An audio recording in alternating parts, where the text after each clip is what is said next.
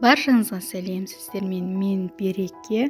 Бүгін мен сіздермен дәл осындай өте жұмсақ шығатын печеньенің рецептісімен бөліскім келеді. Мінекей арасы осындай керемет болып шығады.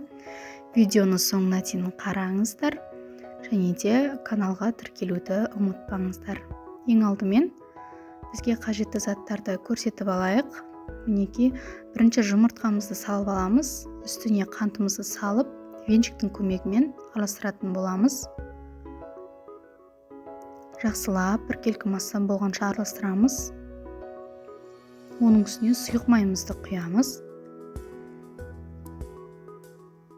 Және де разрыхитель және де шым-шым тұзымызды салып, жақсылап біркелкі болғанша араластырамыз. Үстінен какаомызды еліктен өткізіп салатын боламыз.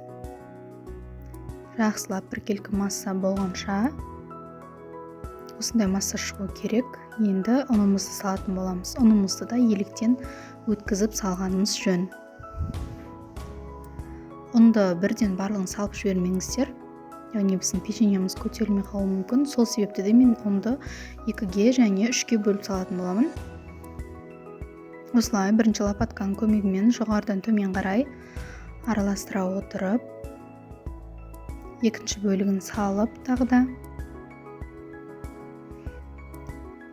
оны да дәл осылай араластырып,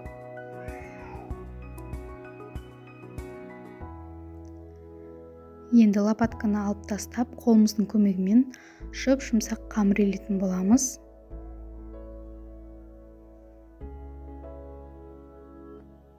Мінекей біздің қамырымыз осындай болып шығады.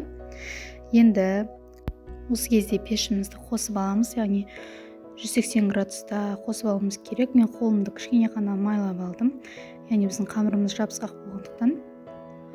Енді осылай домалақшалар жасаймыз. Барлығын біркелкі етуге тырысыңыздар. Мен көз мөлшерімен жасайтын боламын. Сіздер өлшеп жасасаңыздар да болады.